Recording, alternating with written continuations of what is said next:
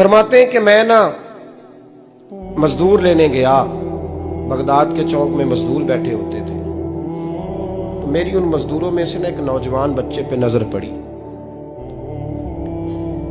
बड़ा कमजोर सा वजूद था, लेकिन चेहरे पर इबादत का निशान था। माथा बताता था कि नमाज का बड़ा ख्याल रखता है। मैं उसके करीब गया। चेहरे भी बड़ा कुछ बताते हैं ना, चेहरों में भी बड़ी रानाई होती है। फरमाते हैं मैं करीब गया, मैंने उसको कहा बेटे मजदूरी करोगे? तो कहने लगा मजदूरों में बैठा हूं तो हुजूर मजदूरी के लिए ही तो बैठा हूं। तो मैंने कहा कि चलो फिर। कहने लगा नहीं, मेरी कुछ शर्तें। मैंने कहा बताओ? कहने लगा पहली शर्त यह है कि लोग 4 दिनार दिहाड़ी लेते हैं, मैं 3 दिनार लूंगा। मैंने कहा यार बे तो बड़ी बेहतरीन है, बाकी भी इस तरह की रख ले। उसने कहा हुजूर दूसरी शर्त यह है कि मैं आपकी मुकम्मल बात मानूंगा, लेकिन जब अजान हो जाएगी फिर आपकी नहीं सुनूंगा। तीसरी बात उसने ये की कि हुजूर मैं आपके घर में काम करूंगा पर आपके किसी सवाल का जवाब नहीं दूंगा। कहते मैंने कहा यार तू बड़ा अजीब है, शर्तें तो मालिकों की होती हैं। कहने लगा जी बहरहाल मैं शर्तें लगा के जाता हूं। फरमाते हैं मैं उसे घर ले आया,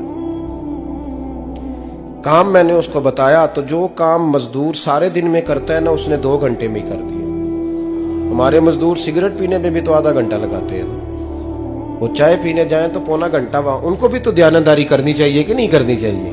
ने मुआहदा किया है ना जी, तो पूरा उतरना चाहिए ना। कहते 2 घंटे में। अब काम जब बंदा शुरू कराता है तो काम और निकल आता है। कहते काम मैंने उसको और बता दिया, वो करने लगा। उसने मिट्टी निकाल के रखी थी बाहर रास्ते में, तो अजान हो गई जोर की।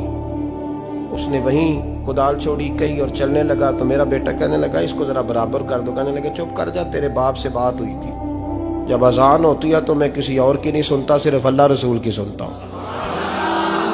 कहते मस्जिद चला गया, नमाज पढ़ के आया तो दोपहर का वक्त था। मेरी बीबी कहने लगी इसको को खाना खा ले। कहते हमने कहा खाना खा लो, तो कहने लगा मैंने रोजा रखा हुआ, रमजान भी नहीं था, नफली रोजा रखा हुआ। फरमाते हैं शाम हुई, मैंने 3 दिनार दिए, तो मैंने कहा तेरा नाम क्या है? कहने लगा मैंने आपसे कहा था मैं किसी सवाल का जवाब नहीं दूंगा। कहते वो चला गया। अगले दिन मैं फिर लेने गया उसे, काम कुछ और निकल आए, तो लोगों ने बताया वो सिर्फ हफ्ते वाले दिन आता है। मैंने कहा क्यों? कहने लगे जी वो कहता है मेरा हफ्ते का खर्चा 3 दिनार है, जब 3 दिनार कमा लेता हूं तो बाकी सारा टाइम अल्लाह रसूल की जिक्र में गुजार दिया करता हूं। फरमाते हैं जी अगले हफ्ते मैं फिर लेने गया, मैंने पूरा हफ्ता इंतजार किया कि काम उसी से कराना है। मैं जब गया तो मैंने कहा चलो। कहने लगा मेरी शर्तें याद है ना? और मैंने कहा याद है भाई, साथ चल। फरमाते हैं काम कराया, 2-3 हफ्ते वो आता रहा। 1 हफ्ते में गया तो लोगों ने कहा हुजूर आज नहीं आया। क्यों? कहने लगे बीमार हो गए।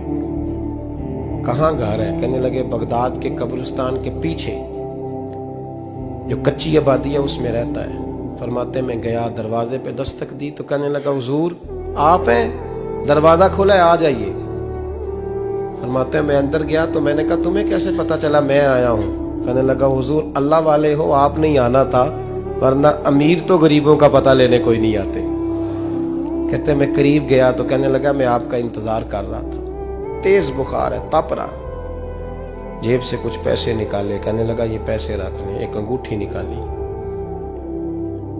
कहने लगा हुजूर आज रात को मेरा इंतकाल हो जाएगा, इन पैसों का कफन खरीद के सुबह जनाजा पढ़ के मुझे दफन कर देना, और जब दफन करो तो ये अंगूठी लेके असर के बाद हारून रशीद के पास जाना। आप उसे कहना मैंने मिलना है, पर वो आपको टाइम नहीं देगा। आप उसको आवाज दीजिएगा कि तेरी एक अमानत है मेरे पास, फिर वो आपसे मिलेगा तो अंगूठी दे दें, फिर आप मेरी तरफ से फारिग हैं। हजरत फरमाने लगे तेरा नाम? और कहने लगा हुजूर वक्त थोड़ा है, आज रात मैंने जाना है, बड़ी लंबी माफी मांगनी है रब करीम से, अगर मुनासिब समझे तो मुझे अपने रब से तन्हाई कर दे। फरमाते हैं मैं आ गया, पर उसकी बातों ने मुझे सारी रात सोने नहीं दिया। फरमाते हैं सुबह बड़ी मुश्किल से सूरज निकला, मैं गया दरवाजे पे हाथ रखा तो दरवाजा खुला हुआ था। अंदर दाखिल हुआ तो खुशबुएं मेरा इस्तकबाल कर रही थी। जब चेहरे से कपड़ा हटाया तो उसका तो इंतकाल हो चुका। इंतकाल हो चुका है, ऐसे है जैसे किसी का दीदार करके सोया। कहते मैं तो 2 आदमी ले गया था जनाजे पे, पर पता नहीं दुनिया किधर किधर से आई, कहां कहां से। अखां जदों मीटियां जमाना मैनू रोवेगा, अपना ते अपना बेगाना मैनू रोवेगा। फरमाते हैं मैं तो 2 बंदे ले गया था, पर पता नहीं मखलूक कहां कहां से आई। जनाजा पड़ा, दफन किया। हारून रशीद के पास में असर के बाद गया, मैंने बुलाना चाहा पर बादशाह था, मेरी तरफ देखा ही नहीं। मैंने उसको कहा तेरी ये अमानत मेरे पास है। फरमाते हैं वो मुझे कोने पे ले गया, क्या बात है, कमरे में बुलाया, मैंने अंगूठी दी। हारून रशीद तो चीखे मारने लगा, कहने लगा अंगूठी वाला कहाँ है? मैंने कहा वो तो इंतकाल कर गया। कहने लगा मुझे कब्र पे ले चल। कहते मैं कब्र पे लाया तो वो लेट गया, तड़प के रोने लगा। मैंने कहा मेरा कलेजा फट जाएगा, ना उसने कुछ बताया ना तूने बताया, ये कौन था? तो हारून रशीद कहने लगा ये मेरा बेटा था। मैंने कहा तेरा बेटा और मजदूर?